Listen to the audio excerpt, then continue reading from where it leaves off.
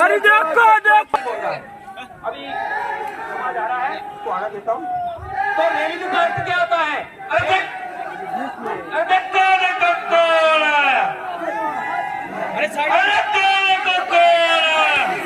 भीख मांगते किसी से भीख मांगते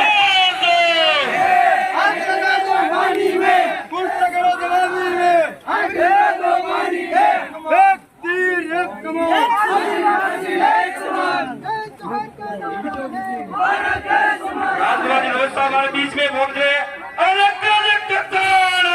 आदिवासी से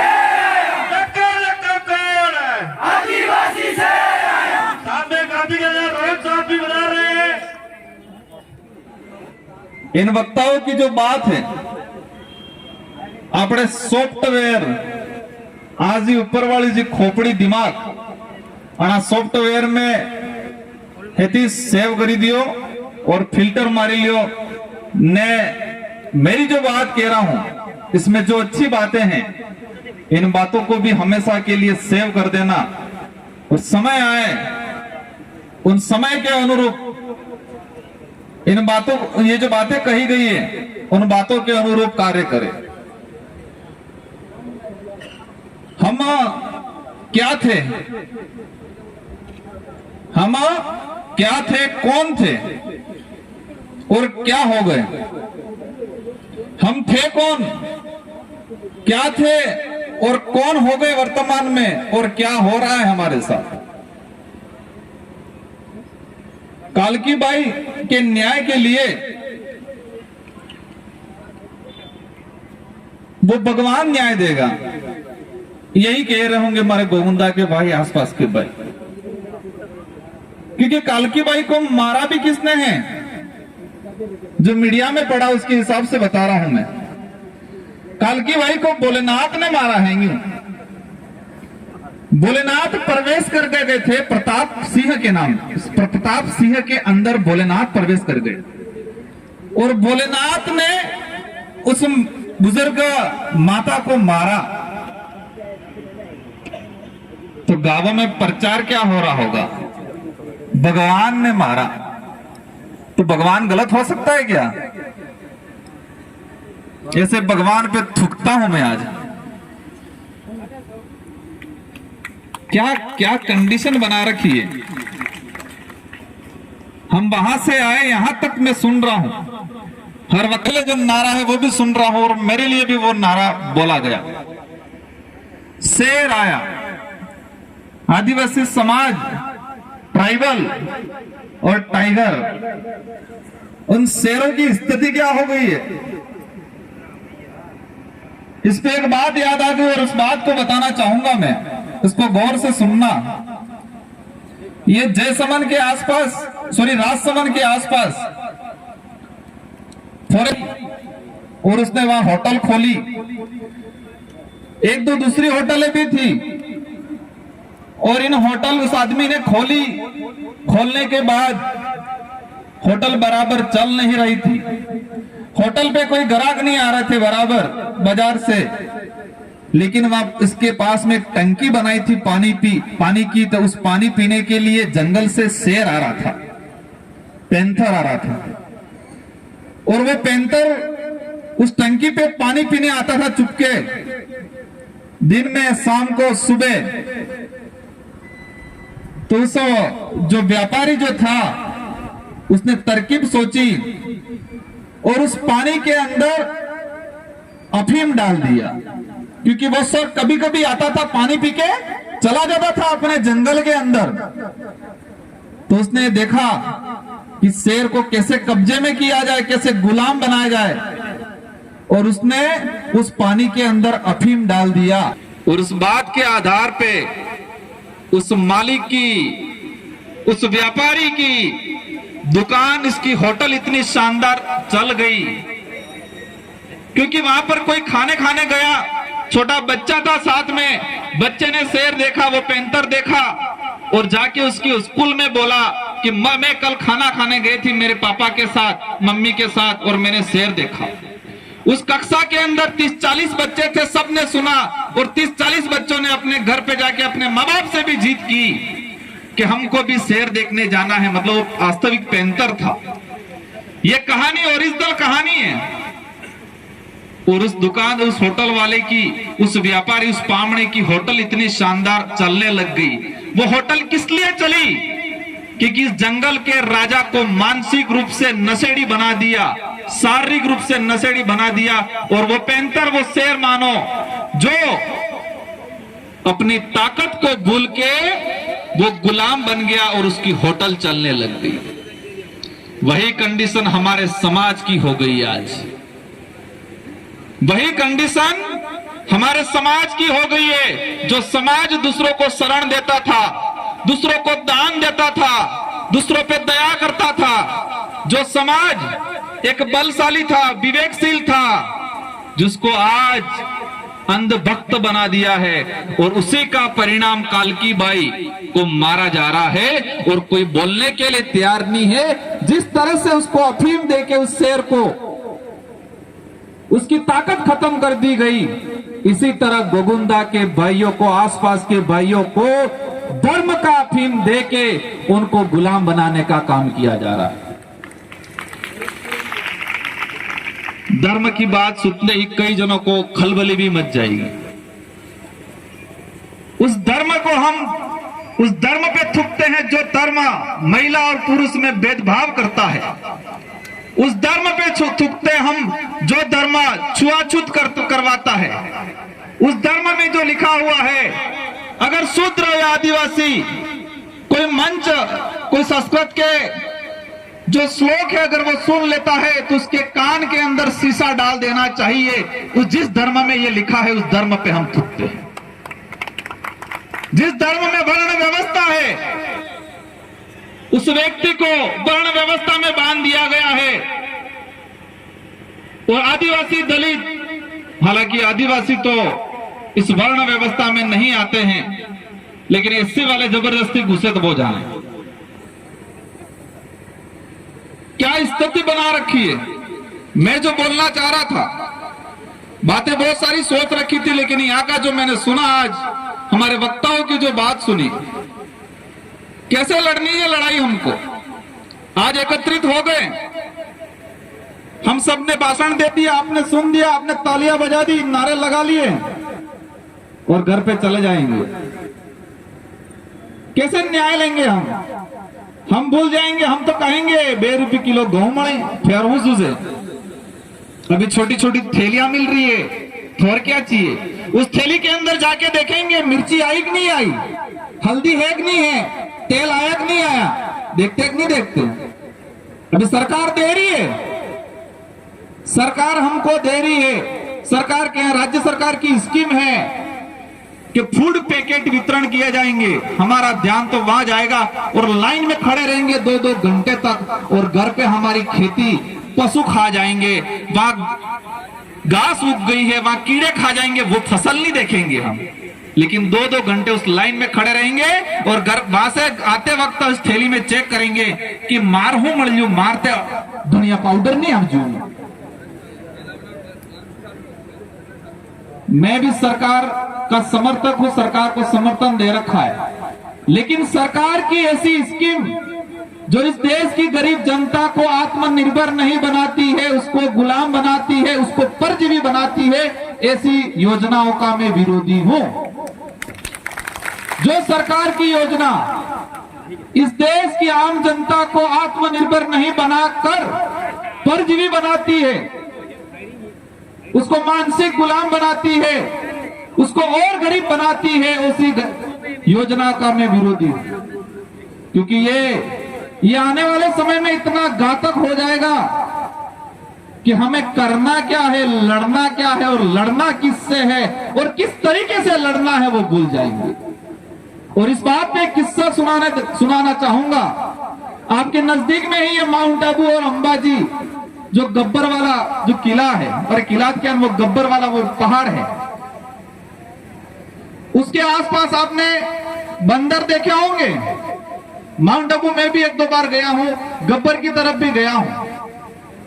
तो आप जब हम गए थे और इसके बाद जो यात्री जाते हैं तो सारे के सारे बंदर उस रोड पे रहते हैं।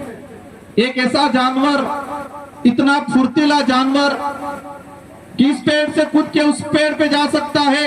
जंगल में मनचाही चीज जो फल फ्रूट मिला है कोई भी उसको खा के जिंदा रह सकता है, शानदार जीवन यापन कर सकता है। इतना ताकतवर जानवर, इतना फुर्तीला जानवर उस सड़क पे बैठा रहता है। और जो भी यात्री आते हैं, गाड़ी आती है, दौड़ के जाता है और दौड़ के जाने के बाद तुरंत ये करता है, कोई थैली देता है, थैली पे पड़ जाता है। और इसके बाद होता क्या है, उस अगर मादा है बंदर तो उसके बच्चे पैदा हुए और उस बच्चों ने पैदा होने के बाद उस पेड़ पे लगा हुआ फल नहीं देखा, उस बच्चे ने उस गाड़ी में आती हुई थैली देखी और उस थैली में नारियल, केले, बिस्किट, सड़ा हुआ रोटी, वही देखा उस बच्चे ने। उस मादा जो बंदरिया थी, जो जन्म होने के बाद बच्चे पैदा हुए, उस बच्चों ने जंगल में जो शानदार फल फ्रूट था, उसके जो खाने लायक जो चीजें थी वो नहीं देखी। पैदा होते ही उस रोड पे पैदा हुआ, वो गाड़ियां देखी, गाड़ी के अंदर आते लोग देखे, फ्री में देने वाली थैली देखी।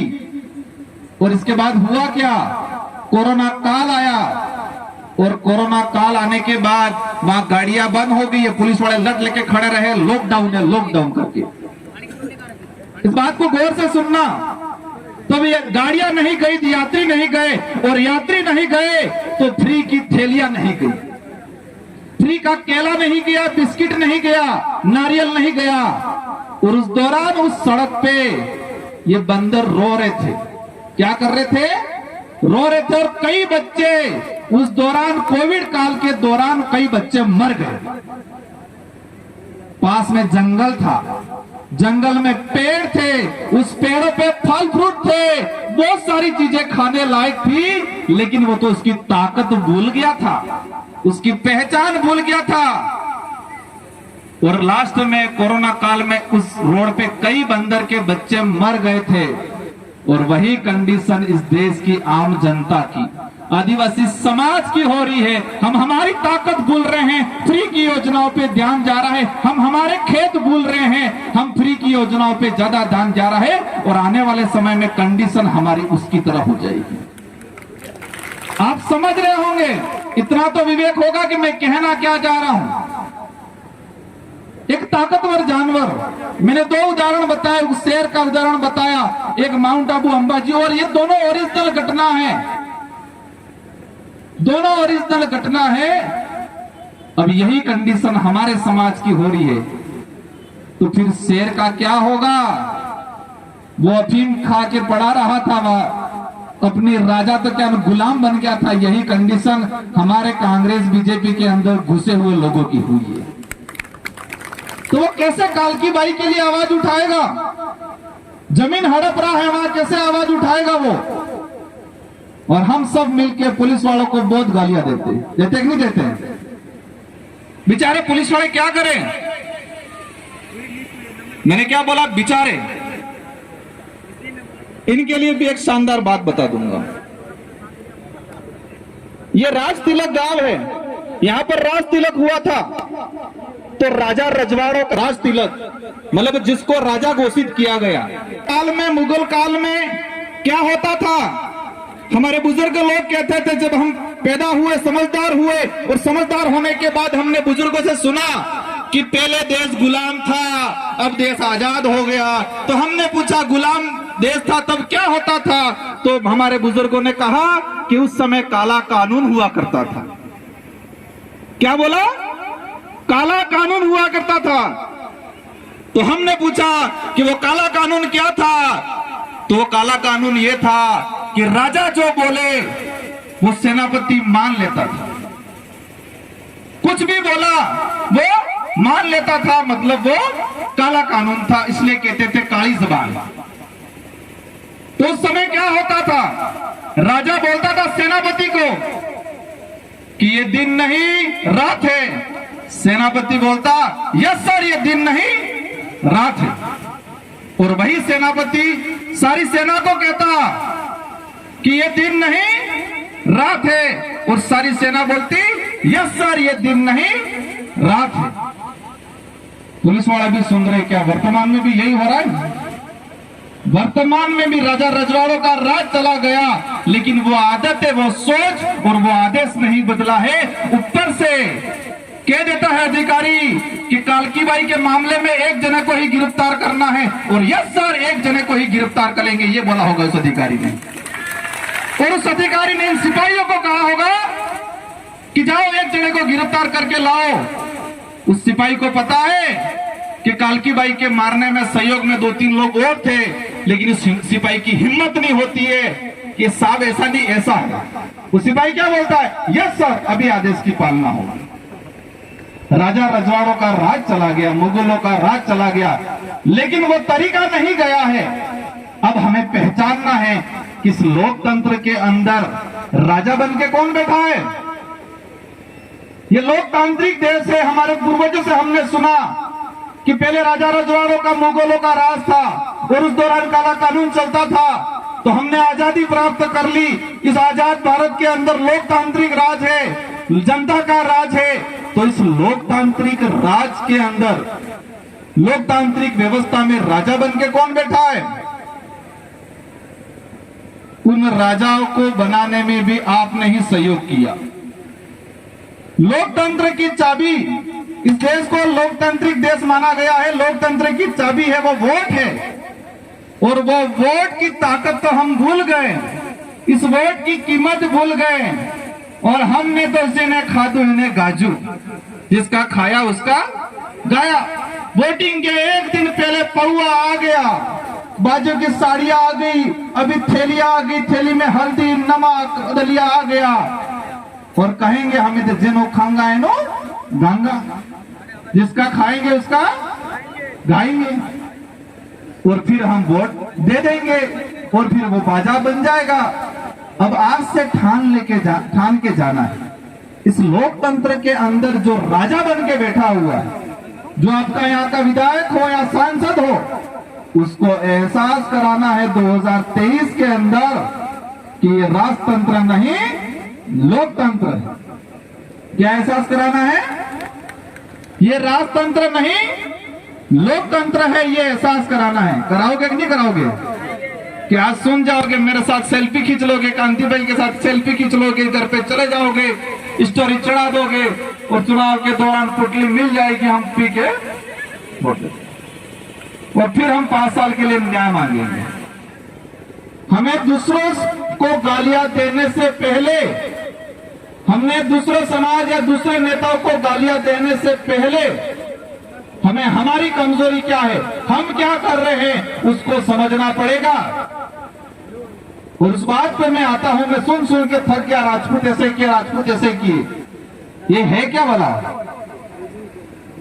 हम इतिहास पढ़ते हैं, और इतिहास में राणा प्रताप को महाराणा कहलाया। हम इतिहास में ये सुनते हैं कि भारत देश के अंदर एकमात्र राजपूत रजवाड़ा ऐसा था जिन्होंने अकबर की अधीनता स्वीकार नहीं की, और उसका नाम आता है महाराणा प्रताप, और इसीलिए उनको राणा प्रताप से महाराणा कहा गया। तो राणा प्रताप से महाराणा बनाने का काम किसने किया? भीलों ने किया। उस इतिहास में जाना चाहूंगा। महाराणा प्रताप के भाई थे जगमाल और शक्ति सिंह। महाराणा प्रताप का भाई, कोई भी आदमी महान होता है, कोई भी आदमी लड़ाई जीतता है, तो परिवार और गांव वाले तो और उसके समाज वाले तो साथ में होने चाहिए नहीं। महाराणा प्रताप के भाई थे शक्ति सिंह और जगमाल, और वो दोनों कहां थे? महाराणा प्रताप की लड़ाई में, हल्दी घाटी का जो युद्ध हुआ उस दौरान जगमाल और शक्ति सिंह दोनों कहां थे? जिस आदमी को हमने शरण दी, ताकत दी, और ताकत देने के बाद राणा प्रताप से महाराणा कहलवाया, वो भीलों की सेना साथ में थी, राणा पूजा की सेना साथ में थी। और आज मैं तो मानता हूं, जो राजपूत इस भीलों के लोगों पे अगर अत्याचार करता है, तो वो महाराणा प्रताप का खून या उनके उस कुटुंब का खून नहीं हो सकता है।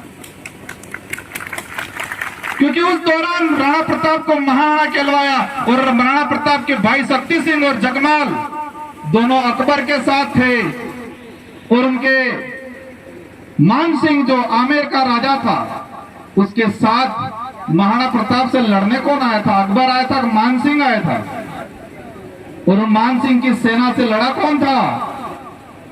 यहाँ के भील लड़े थे। इसके अलावा कई साथी, कई समाज के लोग भी थे और जिस व्यक्ति के साथ उसका परिवार नहीं था उस व्यक्ति को महान बनाया जिन भीलों ने, और इन भीलों पे आज अत्याचार होता है। मीडिया कितनी शानदार है, गोदी मीडिया। वास्तविक घटना अभी मुझे पता चला कि वो बुजुर्ग महिला चप्पल पहन के जा रही थी और उस प्रताप नाम के तुच्छ व्यक्ति ने कहा तुम महारानी बन गई है क्या, मेरे से यहां चप्पल पहन के जा रही है? क्या बोला? तुम महारानी बन गई है क्या, चप्पल पहन के जा रही है? और उस बात पे इस महिला को बुरी तरह से मारा गया। उस बात को लेके यहां पर बुरी तरह से मारा गया। तो हमें क्या करना चाहिए? ये लड़ाई अभी गोफन लेके नहीं लड़ी जाएगी। गोफन हमारे कल्चर से जुड़ा हुआ, तीर कमान भी नहीं चलाने। ये लड़ाई शिक्षा से लड़ी जाएगी। आज से ठान लो, सबको शिक्षित होना है, सही गलत को समझना है और गोविंदा से हर दूसरे घर तीसरे घर वकील तैयार करना है। हमें यहाँ के एक सीआई में सुनना है मैंने, 9 अगस्त की परमिशन दी। उस परमिशन में क्या लिखा? आदिवासी समुदाय मर्यादा में कार्यक्रम करें। बहुत आदेश देखे मैंने, बहुत परमिशन देखा मैंने, लेकिन किसी परमिशन में आज तक ये बात नहीं थी। क्या लिखा है कि ये लोग आदिवासी समुदाय मर्यादा में कार्यक्रम करें। इस मर्यादा की परिभाषा क्या है? क्या अमर्यादित लोग हैं ये? उस सीआई ने परमिशन दी है, शायद उस लेटर को लिखा है किसी ने कि आदिवासी समुदाय मर्यादा में कार्यक्रम करे। जो अमर्यादित समाज हो, अमर्यादित लोग हो, उसके लिए लिखा जाता है। और किसी आदेश में हम समझते हैं नियम कायदों के अनुरूप कार्यक्रम करें, समझ में आता है, लेकिन मर्यादा में काम कार्यक्रम करें। और मैं आके साथी को कहता हूं व्यवस्थित ड्राफ्टिंग बनाओ और उस आधार पे एट्रोसिटी का मुकदमा दर्ज करवाओ उनको भी। क्योंकि जिस समाज को आपने मर्यादा में काम करे ये लिख के दिया है, तो क्या वो समाज अमर्यादित है? जिसकी वजह से आप मूंछ तान रहे हो, उन पे आज तुम अत्याचार कर रहे हो। और मैं दोबारा कहता हूं कि जो ये हरकतें कर रहे हैं वो राणा पूजा, राणा महाराणा प्रताप के वंशज नहीं हो सकते हैं। एक दूसरा घटनाक्रम हुआ हमारे तरपाल गांव में। इसके बाद ये जितेंद्र मेघवाल, इंद्र मेघवाल हमारे एससी के साथी आए हुए हैं यहाँ। देश के अंदर अभी यूसीसी समान नागरिक संहिता कानून बन रहा है और वो समान नागरिक संहिता कानून को राज्यसभा में सबसे पहले किसने पास किया, मतलब किसने रखा? किरोड़ीलाल जी मीणा ने, उनसे रखवाया गया। इस देश के आदिवासियों को, दलितों को, एससी को इनके ही द्वारा मारो। और हवाला क्या दे रहे हैं? एससी के भाइयों को क्या बता रहे हैं कि भीमराव अंबेडकर जी ने संविधान सभा की जो डिबेट हो रही थी, और संविधान सभा की डिबेट के दौरान भीमराव अंबेडकर जी ने समान नागरिक संहिता का हवाला दिया था। यही आरएसएस के लोग एससी वाले लोगों को यह बता रहे हैं कि भीमराव अंबेडकर जी खुद चाहते थे कि यूसीसी आए, समान नागरिक संहिता कानून बने। और फिर मैंने भी संविधान सभा की डिबेट पढ़ी और उस दौरान जब ये उस दिन 23/11/1948 को इस पे डिबेट हुई थी, इसको रखा गया था संविधान सभा जब संविधान का निर्माण हो रहा था, और इस पे दूसरे लोगों ने ये रखा था। और अंबेडकर जी ने कहा था कि जिस दिन इस देश में समानता हो जाएगी, जिस दिन इस देश में छुआछूत खत्म हो जाएगा, भेदभाव खत्म हो जाएगा, उच्च नीच खत्म हो जाएगा, उस दौरान जहां उस समय के जो लोग होंगे, जो जनप्रतिनिधि होंगे, उस समय की जो विधायिका होगी, वो विधायिका समान नागरिक संहिता लाए। ये बोला था उन्होंने। और उन्होंने कहा था कि देश के अंदर अगर इससे पहले जब तक ये भेदभाव जब तक ये छुआछूत रहेगा तब तक इस तरह का कोई कानून नहीं बनेगा। क्या आज भेदभाव छुआछूत खत्म हो गया? और नहीं हुआ, इस तरह का कानून लाने की क्या जरूरत है? और इसी दौरान इसको हाईलाइट किया गया, सायरा बानू कांड 2016 के अंदर एक जजमेंट आया, सायरा बानू ने अपील की थी, माइनॉरिटी को भी इसमें घसीट लिया और यहाँ पर किरोड़ी लाल जी के द्वारा इसको लाया गया। आदिवासी समाज इस इलाके में चलता है कि ईसाई है, वो है। आदिवासी समाज न तो ईसाई है, न हिंदू है, न बौद्ध है, न सिख है। आदिवासी समाज धर्म पूर्वी व्यवस्था वाला समाज है। ये मान लो आप दिमाग में। कई जगहों को लग रहा होगा इमरती क्या विधायक, क्योंकि हम इतने कट्टर बने हुए, जोरदार कट्टर बने हुए। धीरे धीरे समझ में आएगा आपको, हम किसी धर्म के विरोधी नहीं है, लेकिन जो धर्म आदिवासी को, एससी को, दलित या पिछड़ा या छुआछूत करता है, उस धर्म के खिलाफ है हम लोग। आज हमारे आदिवासी समाज के अंदर क्या क्या चीजें हो रही है, देश के अंदर कैसे कैसे कानून बनाए जा रहे हैं। अभी कार्तिक बिल को लेके चल रहा है, अभी तक न्याय नहीं मिला है, क्योंकि पता है कि ये समाज चुनाव आएंगे, कुछ छोटा मोटा दे देंगे, देने के बाद ये हमारे साथ आ जाएंगे। लेकिन इस बार उनको एहसास कराना है कि ये समाज अब बेवकूफ में बहकाव में आने वाला नहीं है। ये समाज अब तुमको अक्ल सिखाएगा। वो लोकतंत्र की चाबी है जो मत है, और इस चाबी को इस बार ऐसा लगाओ कि उनके ताले जंग खा जाएंगे, उनके दिमाग ठिकाने आ जाए। इस बार ताले उनकी जंग खा जाने चाहिए। और कई लोग कहते हैं आपको, हमको कितना बेवकूफ बनाते हैं, कहते हैं नरेगा कानून ले आए। अभी राजस्थान सरकार एक कानून लाई, बहुत शरीर सम्मान विधेयक, और उस कानून में ये है कि कोई भी गरीब आदमी अगर उसके परिवार के किसी लोग की हत्या हो गई है तो उसको लेके न्याय नहीं मांग सकता है। ऐसा कानून बना रहे हैं ये लोग, और हमको थैली दे रहे हैं, थैली दे दे के खुश हो रहे। और हमारा पढ़ा लिखा वर्ग भी कितना शानदार है, किताब पढ़ के अधिकारी कर्मचारी बन गया, और बनने के बाद बूट सूट लगा के शानदार रहता है, और कहता है हमारे लोगों को जो धोती या जो कल्चर कार्यक्रम करते हैं, तुम क्या गवार जैसे कर रहे हो। उनको कहना चाहूंगा, आप जो बूट सूट लगा के आज खड़े हो, अगर ये संस्कृति नहीं होती तो आपको सर्टिफिकेट नहीं मिलता, और आपको सर्टिफिकेट नहीं मिलता तो आप अधिकारी कर्मचारी नहीं बनते। और किसी भी आदमी के अंदर ये गुमार हो, जो रिजर्व कैटेगरी के आदमी, रिजर्व कैटेगरी के व्यक्ति के अंदर कोई खुमार हो कि मेरे लिए, मेरे अंदर एबिलिटी है, मेरे अंदर काबिलियत है, ऐसा अगर किसी के अंदर खुमार हो तो एक भी फॉर्म कंपटीशन एग्जाम के वक्त जो भरा है उसमें अपने समाज का सर्टिफिकेट नहीं लगाया, ऐसा बता दे तो मैं मान जाऊंगा कि ये व्यक्ति है शानदार, उसके अंदर काबिलियत। खुद की काबिलियत की बात करते हैं, लेकिन फॉर्म भरना सबसे पहले आदिवासी का सर्टिफिकेट, एससी का सर्टिफिकेट पहले लगाते हैं, छात्रवृत्ति चाहिए तब पहले लगाते हैं, और जिस सर्टिफिकेट का लगा के अधिकारी कर्मचारी बनते हैं, और वहां बनने के बाद उसी संस्कृति को, उसी परंपरा को वो नीचा समझने लगते हैं, और बाजार से पंडित जी को लाके पूजा पाठ कराने लगते हैं। आज हमको एसटी का जो सर्टिफिकेट मिल रहा है, क्या मोरा वहां है, आज कपाल हम लकीलो है तो आदिवासी है, किसी का लिखा हुआ है क्या? डॉक्यूमेंट वेरिफिकेशन होते क्या तब उगड़ करीन जोए हुए ना वहां है, क्या मोरा वहां है, कपाल हम के लकीलो है। उसके कल्चर के आधार पे, संस्कृति के आधार पे, हमारी बोली के आधार पे, उसके आधार पे हमको मिला हुआ है। और हमको ये जो शेड्यूल 5 का जो प्रावधान दिया गया है, कई लोग कहते हैं आरक्षण हमने दिया, बीजेपी वाले बोलते क्या बोलते हैं, 1995 के अंदर फिर शेखावत की सरकार थी और उस सरकार ने आपको आरक्षण दिया। ये शेड्यूल 5 का जो प्रावधान है 1935 के अधिनियम से प्रक्रिया चली थी, और 1975 के अधिनियम, आजादी से पहले हमारे पूर्वजों ने अंग्रेजों से लड़ झगड़ के इस प्रावधान को, शेड्यूल 5 के प्रावधान को लिया गया है। उन्होंने भीख में नहीं दिया हमको। 1995 के अंदर एक सुप्रीम कोर्ट का जजमेंट आया था, असम का कोई परिवार गया था, और उस जजमेंट के आधार पर सुप्रीम कोर्ट ने बॉन्ड किया कि सभी राज्यों के अंदर शेड्यूल 5 के प्रावधान लागू होने चाहिए। और उस समय हमारे जो इस इलाके के अंदर सरपंच जो दूसरे लोग बनते थे, विधायक दूसरे लोग बनते थे, और उस समय से 100% रिजर्वेशन शासन के अंदर लागू हुआ। 100% रिजर्वेशन।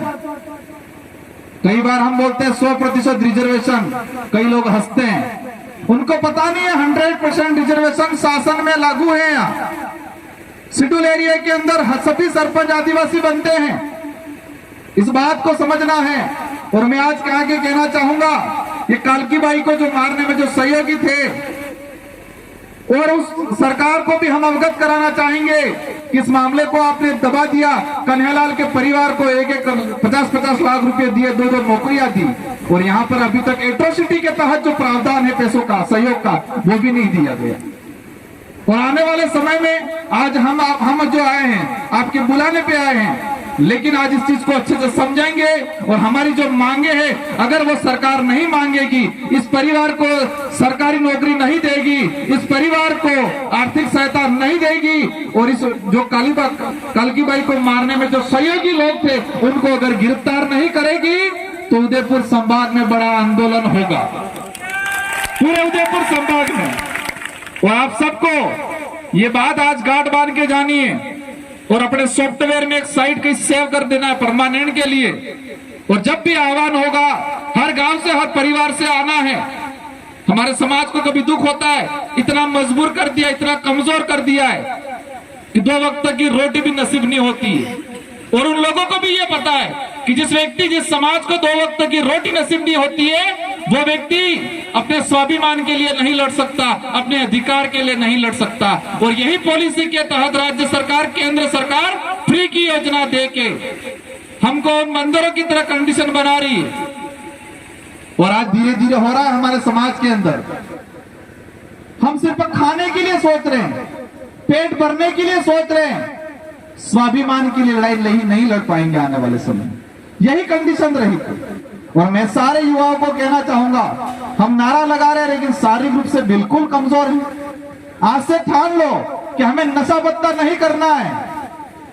छोड़ोगे नशा पत्ता? पक्का छोड़ोगे? ये दारू वारू बीड़ी सिगरेट आज भी कई जनों के मुंह में होगा। उस शेर की तरह कर दिया हमको। वो अफीम पिला के गांडा करके टंकी के पास पड़ा रहता था, वो खाने वाले देखने आते थे। ये कंडीशन हमारी होगी। आज ठान के जाना है, हमें नशा पत्ता नहीं करना है, हमें शारीरिक रूप से मजबूत बनना है। और ये सेल्फी स्टैंड नहीं बनाना है, लाइफ स्टैंड बनाओ खुद का। सेल्फी खींच के शानदार, और मोबाइल के अंदर वो कैमरे डाउनलोड मत करो। जो अच्छे फोटो आते वो कैमरा डाउनलोड करने का काम नहीं करते हुए, संविधान की जो कॉपी है, कॉन्स्टिट्यूशन है, उसको कॉपी करो, उसको डाउनलोड करो और उसको पढ़ो। शेड्यूल 5 के प्रावधान को डाउनलोड करो। 5वीं अनुसूची क्या है उसको डाउनलोड करो। आज जाके वहां से ठान के जाना है कि शाम को जाके सभी शेड्यूल 5 क्या है उसको डाउनलोड करेंगे। इस देश का मूल मालिक आदिवासी है। ये हाई कोर्ट, सुप्रीम कोर्ट का जजमेंट है, उसको डाउनलोड करना है। जमीन के अधिकार है वो डाउनलोड करने हैं। अभी बैठा था 3-4 कागज आ गए कि हमारा मकान हटा रहे हैं, हमारा ये कर रहे हैं, ज्ञापन दे रहे हैं। वो कोई नाम बता रहा है, कोई सोलंकी, कोई नागड़ा, नागदा, इस तरह से नाम बता रहे। जाके लोग एप्लीकेशन दे रहे और हमारे लोगों को 40-50 साल से पुराना कब्जा है, उसको हटा रहे। अभी राज्य के अंदर सरकार एक कानून और लाई, वन सुरक्षा अधिनियम 2023। उसके अंदर ऐसा प्रावधान कर रखा है, भले फॉरेस्टर हो या फॉरेस्टर नहीं हो, इसके बावजूद भी अगर कोई लोग बैठा हुआ है इसको हटाया जाएगा और उद्योगपतियों को दिया जाएगा। ऐसा कानून ला रहे हैं ये लोग। यूसीसी लाए, ये लाए। क्या हमारे लोगों को पता है ये यूसीसी क्या है? फॉरेस्टर वाला क्या, फॉरेस्टर का कानून क्या है? मृत शरीर सम्मान विधेयक क्या है? अनपढ़ को ठीक है, पढ़े लिखों को भी नहीं पता है। और सबको पूछेंगे पाकिस्तान से कौन आई थी? सीमा आई थी। पाकिस्तान से कौन आई? सीमा हैदर आई, सबको पता है। साथ में कितने बच्चे लेके आई? 4 बच्चे लेके, ये सबको पता है। इस देश की गोदी मीडिया ऐसी ही चीजें दिखाती है, लेकिन फॉरेस्ट राइट एक्ट क्या है वो भी दिखाएगी, यूसीसी क्या है वो भी दिखाएगी। यहाँ वकील भी बैठे हुए हैं। यूसीसी अगर पूर्ण रूप से लागू होगा, भविष्य में एट्रोसिटी एक्ट खत्म होगा। जिस देश के अंदर समानता है, वहां छुआछूत कैसे हो सकती है? ये सुप्रीम कोर्ट का जजमेंट बोलेगा आने वाले समय में। जिस देश के अंदर समानता का कानून लागू हो गया है, उस देश के अंदर छुआछूत कैसे हो सकती है? ये जजमेंट आएगा आने वाले समय में हाई कोर्ट या सुप्रीम कोर्ट का, और उस समय एट्रोसिटी खत्म हो जाएगा। और जिस दिन एट्रोसिटी खत्म हो गया, आपको रगड़ा रगड़ा के मारेंगे, आज एट्रोसिटी है, इसके बावजूद भी हमारे साथ ये कंडीशन हो रही। हमको तो सीमा आई, 4 बच्चे लाई, मंजू गई, फंजू आई, यही पता है, यही देख रहे हैं टीवी पे, मोबाइल में। यूसीसी के बारे में नहीं पढ़ रहे हम लोग। आज से ठान के जाना है, इन 5 कानून को समझना है। एक 1% 1 रिजर्वेशन जो लाने की प्लानिंग कर रहे हैं, समान नागरिक संहिता जो कानून है उसको समझना है, वन सुरक्षा अधिनियम 2023 जो आया उसको समझना है, मृत शरीर सम्मान विधेयक जो आया उसको समझना है। और किसी को याद नहीं रहा हो तो मैं आज शाम को पोस्ट डाल दूंगा, उसको आप समझ लेना, पढ़ लेना और समझ लेना। और हमारी माताओं को मैं कहना चाहूंगा, इस बार चुनाव आए, घर में लट रखना। और जो चुनाव के दौरान हमारा भाई अगर पी के आया घर में तो बुसिम मिलवानी। चुनाव के दौरान अगर पी के आया घर के अंदर, आतरता हुआ आया, तो उसको ध्यान पता करना, प्यार से पूछना किसने पिलाया, तो वो बता देगा कांग्रेस ने पिलाया कि बीजेपी ने पिलाया। और जब तक वोटिंग नहीं हो तब तक उसको बाहर मत जाने देना, बांध देना घर के अंदर। हम ही लोग उनको दूध पिला पिला के, वोट दे दे के मजबूत कर रहे हैं, और वो लोग हम पे अत्याचार कर रहे हैं। एक दिन ऐसा लाओ कि आपके विधायक और आपके सांसद यहाँ पर आए, उनको एहसास कराना है कि टिकट से विधायक नहीं बनते, वोट से विधायक बनते। जिस दिन ये एहसास हो गया, संविधान के अंदर टिकट का कहीं महत्व है क्या? संविधान के अंदर वोट का महत्व है, टिकट का महत्व नहीं है। किसका महत्व है? वोट का। विधायक सांसद टिकट से नहीं बनता है, वोट से बनता है। और कोई कहता है कि मैं टिकट से बनता हूं, तो उसको कह देना कि जब फॉर्म भरने जाए तब आदिवासी समाज का सर्टिफिकेट मत लगाना, तेरी बहुत बड़ी टिकट लगा देना, देखते हैं तेरा फॉर्म पास होता है कि नहीं होता है। आपके यहाँ के विधायक को बोल देना आज आदिवासियों पे अत्याचार हो रहा है और वो नहीं बोल रहा है, तो चुनाव का फॉर्म भरने जाए उस दौरान टिकट लगाए बड़ी पार्टी की। क्योंकि वो क्या कह रहा है, मेरी पार्टी कहेगी वहां उठूंगा, मेरी पार्टी कहेगी वहां बैठूंगा, ये बोलता है। मेरी पार्टी कहेगी वो करूंगा, मेरी पार्टी कहेगी वो बोलूंगा, ये बोलता है।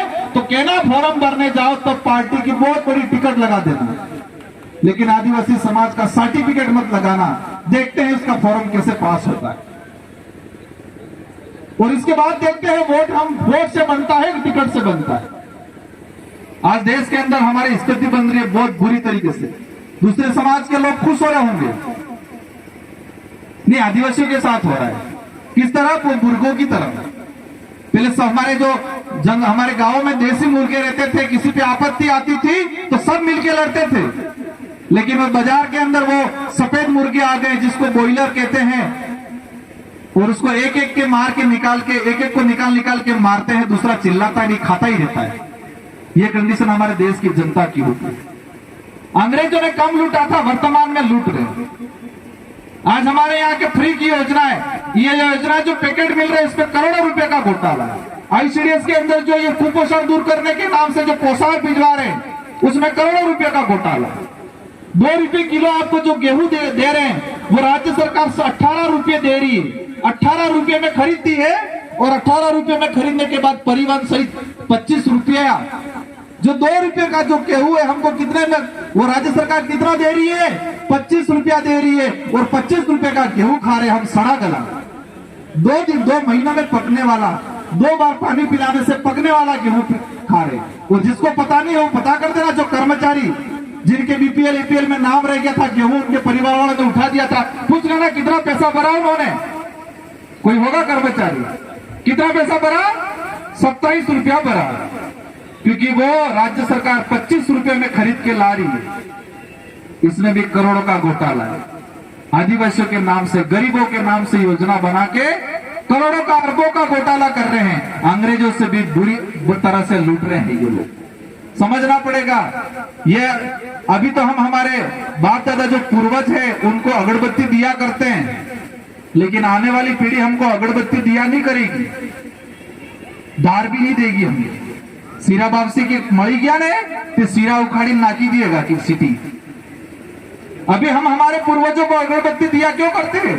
क्योंकि हमारे पूर्वजों ने हमको पैदा ही नहीं किया, पैदा होने से पहले हमारा अस्तित्व, हमारे लिए जमीन निकाल के गए, हमारे लिए घर बना के गए, इसलिए हम हमारे पूर्वजों को अगरबत्ती दिया करते, और आने वाली पीढ़ी को पता चला कि मेरे परदादा ने तो मेरे लिए कुछ किया था, लेकिन मेरे दादा के दारू में नशे में ही भीग गए, तो कहीं अगरबत्ती दिया तो ठीक है, कहीं सीरा बापसी भी मिल गया, उखाड़ के फेंक दी।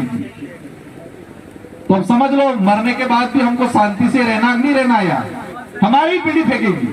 इसलिए आज ठान के जाना है कि ये लड़ाई चुनाव की लड़ाई नहीं है, ये लड़ाई वोट की लड़ाई नहीं है, ये लड़ाई हमारी आइडेंटिटी की लड़ाई है। और अंतिम में कहना चाहूंगा, ये सब सारी चीजें, अभी एक पर्ची आई मेरे पास, देसुरी पाली के अंदर नाथुराम पेमाराम भील, उसको कुछ समय पहले कई बता रहे अपहरण कर लिया था और आज की लाश मिली है, वो भी अन्य समाज की। ये रोज हो रहा है, अभी पर्ची आई है, ऐसे ऐसे कई चीजें हो रही है। तो समझ लो हमें आने वाले समय में क्या करना है। बातें बहुत सारी है, लेकिन कुछ वक्ताएं भी है आने वाले समय में, और ये धर्मवाद सब निकाल देना। भोलेनाथ ने मारा यूं करके बैठ मत जाना घर पे, वो ड्रामा है, वो दिखावा है। और ये लड़ाई, ये जो चिंगारी जो लगी है, वो चिंगारी अब चुप नहीं होने वाली है। इन्हीं शब्दों के साथ मैं आप सबको दोबारा कहना चाहूंगा कि आज जो बातें हैं, वो बातें अपने गांव के अंदर, फले के अंदर, अपने परिवार में जाके बोलनी है, हर सामाजिक कार्यक्रम में वहां जाके बोलनी है। और जो कंफ्यूज लगे वो हमको पूछ लेना है। इस इलाके के अंदर ऐसी क्रांति आनी है, ऐसा भुतड़ा लाना है कि कांग्रेस बीजेपी दोनों उठ जाए। और हम डूंगरपुर वाले तो कांग्रेस बीजेपी नहीं कहते हैं, डूंगरपुर का नाम इतिहास में, और डूंगरपुर वाले की वजह से पूरे देश में जन जागरण हो रहा है। प्रतापगढ़ वाले नाराज नहीं हो, प्रतापगढ़ वालों का भी योगदान है, उदयपुर वालों का भी योगदान है। लेकिन डूंगरपुर का नाम इसलिए ले रहा हूं कि राजस्थान पूरे भारत के अंदर एकमात्र जिला ऐसा है जहां कांग्रेस और बीजेपी दोनों एक होगी। कभी कंपटीशन एग्जाम में क्वेश्चन भी आ जाएगा, याद रख लेना। डूंगरपुर एकमात्र जिला है जहां कांग्रेस और बीजेपी दोनों एक होकर जिला प्रमुख बिठाया। तो इसलिए हम बोलते हैं कमल कांग्रेस। और आने वाले समय में आपके यहाँ पर भी यही होगा, जब आप अपनी ताकत दिखाओगे। और ये डर इतना पैदा हुआ है कि जो मुख्यमंत्री 2 साल में एक बार आता था डूंगरपुर, वो मुख्यमंत्री 1 महीने में 5 बार डूंगरपुर आता है। 5 साल के अंदर प्रधानमंत्री कभी चेहरा नहीं दिखाता था, गृह मंत्री चेहरा नहीं दिखाता था केंद्र का, वो गृह मंत्री हर तीसरे चौथे महीने इस भिलखंड के इलाके के अंदर आता है। और जो लोग कहते हैं बिल प्रदेश के अंदर बिल रहेंगे क्या, इस बात पे उनको मैं कहना चाहूंगा, बिल प्रदेश बनेगा। बिल प्रदेश की हमारी अभी की मांग नहीं है, गोविंद गुरु महाराज की मांग थी, इससे पहले हमारे पूर्वजों की मांग थी, इससे पहले कई लोगों ने मांग उठाई है, और उसी मांग को हम आगे बढ़ा रहे हैं, उसी सपने को हम साकार करने के लिए लड़ाई लड़े। और बिल प्रदेश में ये आदिवासी समुदाय एक ऐसा समुदाय है, ये दयालु समुदाय है, ये ईमानदार समुदाय है। अभी स्थिति ऐसी बना दी है, उसको मजबूर कर दिया है, बेचारा चोरी करने के लिए मजबूर होता है, कहीं लड़ाई करने के लिए मजबूर होता है, कहीं बौखलाहट हो जाती है। लेकिन वास्तविक देखा जाए स्वाभिमानी समाज है, सच्चा समाज है। और जो विदेश के अंदर जाते हैं हमारे देश के प्रधानमंत्री जी, उनका जब संबोधन होता है, उनको शुरुआत करते क्या बोलते हैं, क्या बोला जाता है कि उस देश के प्रधानमंत्री है जिस देश को महान देश कहा गया है, उस देश में विविधताएं हैं, अनेकताएं हैं। क्या बोला जाता है, हमारा देश भारत देश महान क्यों है, क्योंकि हमारे देश में विविधता है, अनेकता है, अनेक संस्कृतियां हैं, अनेक जातियां हैं, अनेक धर्म हैं, और उसी आधार पे उसको विविधता कहा जाता है, उसी आधार पे महान कहा जाता है। एक रोडवेज के बाहर लिखा रहता है अतिथि देवो भव। क्या लिखा रहता है, एक बार मोदी जी गए थे कि ब्राजील, पहले मैंने उनका देख रहा था, क्या बोला वहां के संचालन जो कर रहा था उसने इंग्लिश में बोला था, मैं हिंदी में ट्रांसलेट करूंगा। उन्होंने कहा था ये वो प्रधानमंत्री है जिस देश में अतिथि को देवो भव भगवान माना जाता है। अतिथि देवो भव, ये वो प्रधानमंत्री है जिस देश से आते हैं, जिस देश में मेहमान को भगवान माना जाता है। और वो रोडवेज के पीछे लिखा रहता है अतिथि देवो भव, कई सार्वजनिक कई सरकारी यंत्रों के पीछे लिखा रहता है अतिथि देवो भव। तो अतिथि देवो भव कहाँ है, वो आदिवासी समुदाय में है। हमारे घर पे कोई आता है अनजान आदमी, तो उसको देख के क्या बोलते हैं, कौन एक पामड़ो आवे है, कौन एक मेहमान आवे। पहले बुलाते हैं, बिठाते हैं, पानी पिलाते हैं, चाय पिलाते हैं, फिर कहते हैं कि पामड़े तमन पहचान यानी आप कौन हो। और बाजार में जाएंगे, दरवाजा खटखटाए, पहले पूछेंगे कौन है भाई, कहाँ से आ रहा है, क्या काम है, पानी नहीं पिलाएंगे।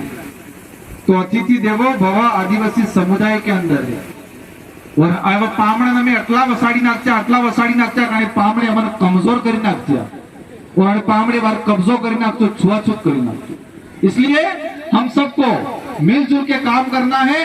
और ये लड़ाई जो लोग कह रहे थे कि बाहर से लोग आ रहे हैं, ये पाकिस्तान से नहीं आ रहे हैं, डूंगरपुर से आ रहे हैं, बाहर से लोग आ रहे हैं और उनके अंदर खलबली मचने वाली है और ऐसे कीड़े पनपने वाले दिमाग के अंदर जोरदार। आपने देखा होगा बारिश के वक्त जब बारिश आती है तो हमारा जो बैल जो बड़द आज डहाके बड़द थे, यहाँ बड़द बोलते हैं टालो, जब बारिश आती है तो टालो कमजोर रहे पहले थे कि उन्हाड़ा दाड़े, क्योंकि उन्हाड़ा बराबर मतलब गर्मी के दिनों में खाना नहीं मिला था उस टाले को, तो वो टाला दुबड़ा हो जाता है। बारिश आने के बाद इस जमीन से घास उगती है, घास उगने के बाद वो टाला चरता है, चरने के बाद वो टाला मजबूत बनता है और वो टाला मजबूत बनने के बाद दूसरे टाले से टकराता है और टाले से टाला टकराता है तो उसका सर ये सींग होता है, सींग वो टूट जाता है और वो सींग टूट जाता है तो उसका मालिक देखता है, क्योंकि सींग टूटने के बाद बारिश होती है तो कीड़े पड़ जाते हैं, टाले के सर में कीड़े पड़ जाते हैं। तो उसकी भलाई के लिए वो मालिक सोचता है कि मेरा टाला के दिमाग में कीड़े पड़ गए हैं, उसका इलाज करना पड़ेगा। कांति भाई जैसे मेरे जैसे डॉक्टर को बुलाता है, डॉक्टर को बुलाने के बाद उस टाले को मजबूत पेड़ से बांधता है, उस टाले को मजबूत पेड़ से बांधने के बाद रस्सी से व्यवस्थित बांधता है और टाले को व्यवस्थित पकड़ता है, टाले के दिमाग के अंदर इस सींग के अंदर दवाई डालता है, दवाई डाल के रू डालता है और रू डाल के कीड़े निकालता है।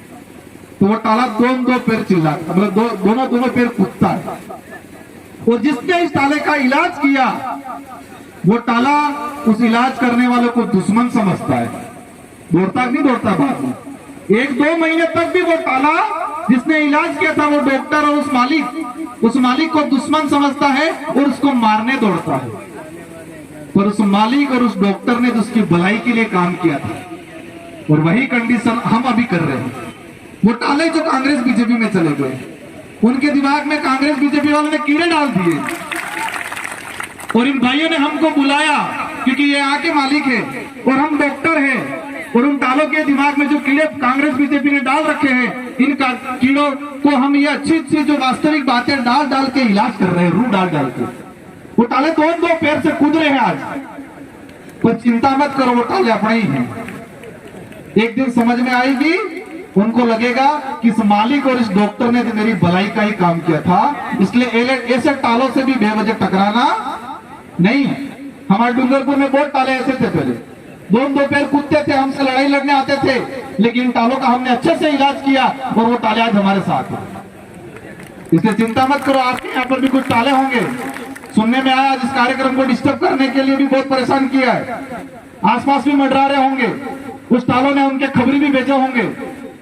उन खबरियों को भी कहना चाहूंगा, उन टालों को कह देना है कि ये लड़ाई वोटों की लड़ाई नहीं है, ये लड़ाई किसी समाज के खिलाफ भी नहीं है, ये लड़ाई उस समाज के उस व्यक्ति के खिलाफ है जो छुआछूत करता है, भेदभाव करता है, जो शोषण की नीति रखता है, उन लोगों के खिलाफ है। ये हमारे अस्तित्व बचाने की लड़ाई है। हमको हमारे समाज को स्वाभिमानी बनाना है, परजीवी नहीं बनाना है। और इन्हीं शब्दों के साथ आप सबको पुनः, और कार्तिक बिल वाला कार्यक्रम आंदोलन चल ही रहा है, अभी आज भी सिरोही जिला मुख्यालय पे चल रहे हैं। इंद्र मेघवाल के जो गिरफ्तार किए थे उनको भी बरी कर दिया, उनको जमानत पे फ्री कर दिया, जल्दी सुनने में आए। बहुत सारी लड़ाई हम सबको मिलजुल के लड़नी है। इन्हीं शब्दों के साथ आप सबको धन्यवाद, आभार, जय जोहार, जय भील प्रदेश, जय संविधान। साथियों, राधा ने बहुत ही अच्छी तरीके से